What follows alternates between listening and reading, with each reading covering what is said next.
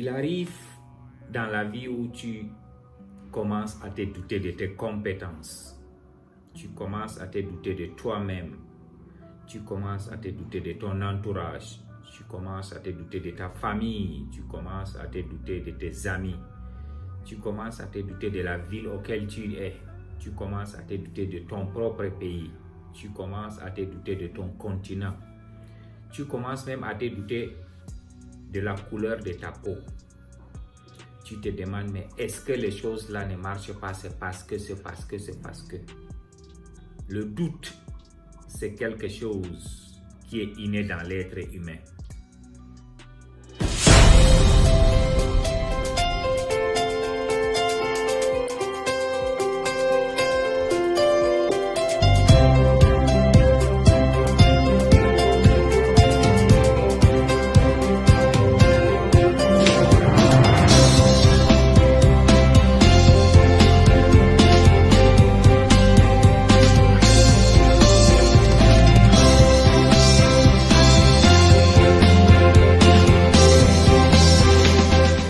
Je peux t'assurer, mesdames et messieurs, même le président de la République des pays, souvent, ils parviennent à se douter souvent. Est-ce qu'ils ont la capacité même de gérer ces pays?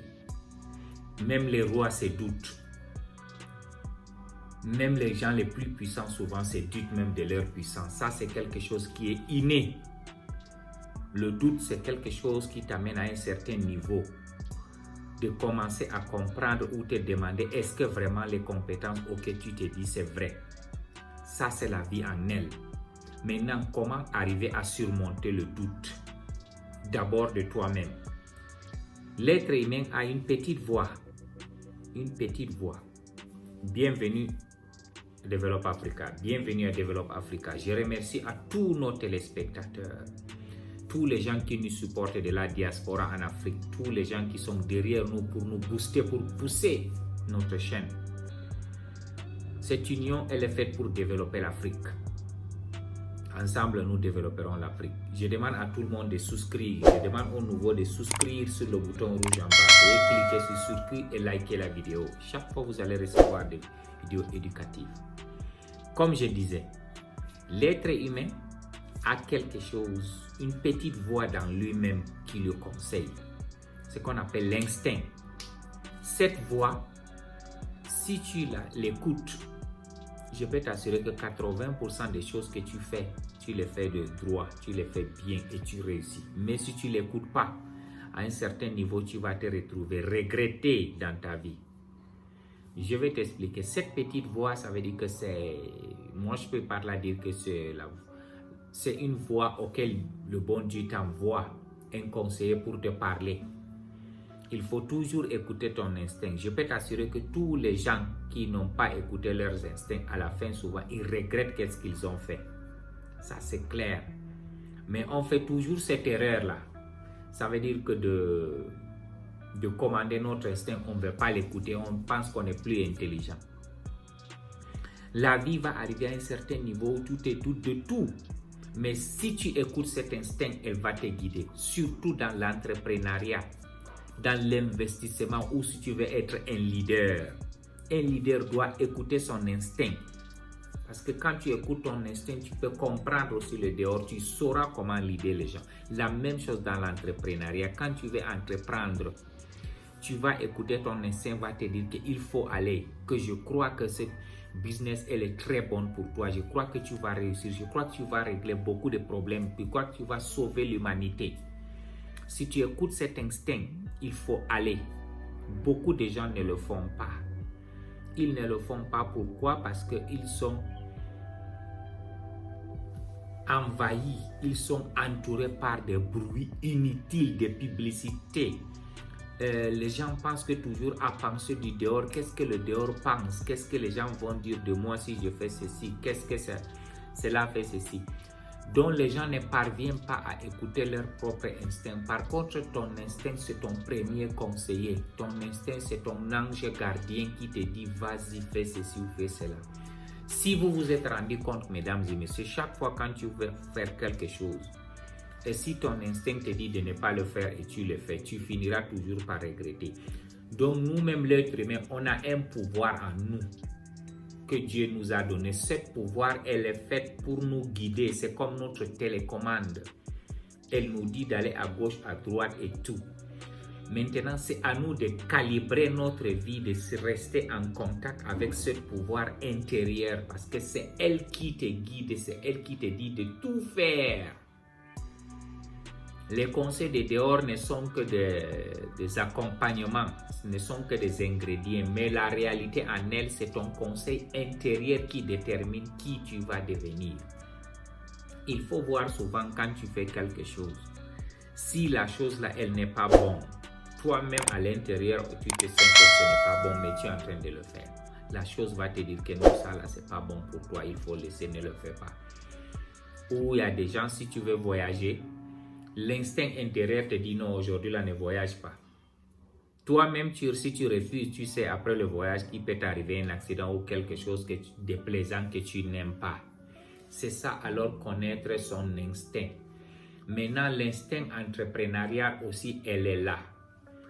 Beaucoup de gens savent que pour s'engager dans l'entrepreneuriat, il sait qu'il va aller faire ça bien, mais la peur extérieure lui bloque.